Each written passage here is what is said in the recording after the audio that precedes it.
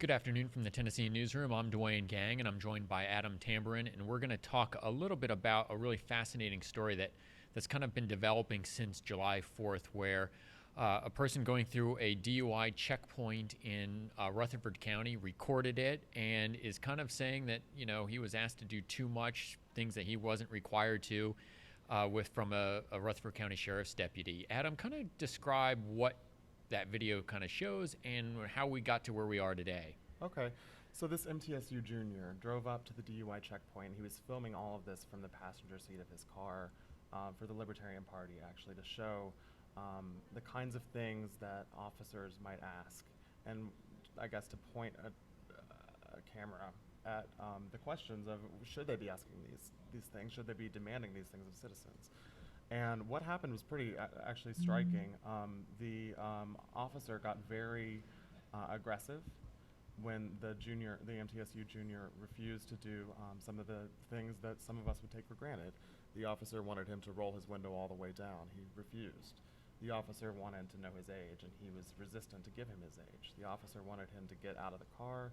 He was resistant to do that. He kept demanding to have justification for why he should get out of the car. Right.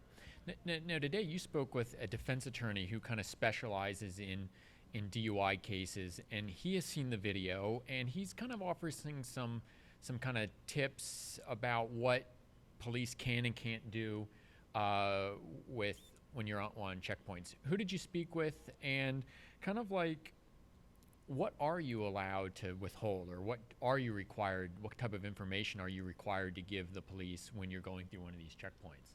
I spoke to Roger May. He's a prominent DUI attorney in town. He's a criminal defense attorney, and he's handled some pretty high-profile DUI cases. And he said, this video is a really interesting case study. It gives us a lot to talk about, but it might not be an example of what exactly to do. He said that officers are allowed, when you're at a DUI checkpoint, to ask you who you are, to verify your identity.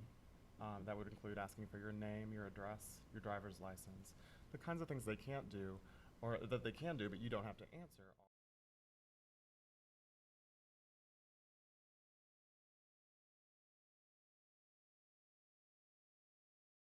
You don't have to do that. You don't even have to do a blood test or a breathalyzer test. There are penalties for that, but you don't have to do any of that. You don't have to consent to have your car searched unless you're arrested or unless the officer has probable cause to believe there's alcohol or an illegal substance in there. So what kind of leeway as a citizen, as a resident, if I'm going through one of these checkpoints, what kind of leeway do I have in terms of responding to the questions that police have? Well, I think what Roger May says is, if there are reasonable requests, you should comply with them. For instance, when this MTSU junior refused to roll his window all the way down, that's one of those things where you don't have to do that, but you probably should, just to kind of keep any aggression from forming between you and the officer. But you don't have to answer any questions about what you were doing, if you've had anything to drink. These are things you don't have to answer.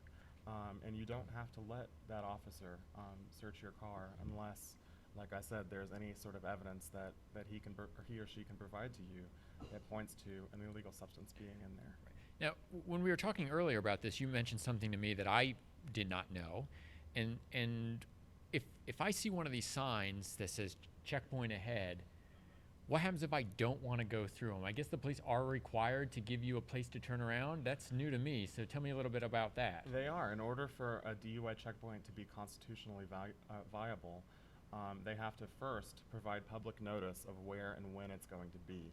So that theoretically, if you see, we post these on Tennessean.com sometimes, if you see there's going to be a DUI checkpoint on a certain road, you don't have to go that way. But if you don't happen to see that and you come upon a DUI checkpoint, there's supposed to be a place for you to be able to turn around and avoid the checkpoint. It's essentially voluntary. So if you go through there, you could argue you need to be prepared to at least identify who you are, and any sort of suspicious behavior or indication that you might be inebriated or under the influence of illegal drugs could mean that you are susceptible to further investigations. It's a fascinating story, and we're going to continue to follow it, and we'll have updates on Tennessean.com. So, Adam, thanks for shedding some light on this for us. Sure, good to be here. All right, thanks for watching.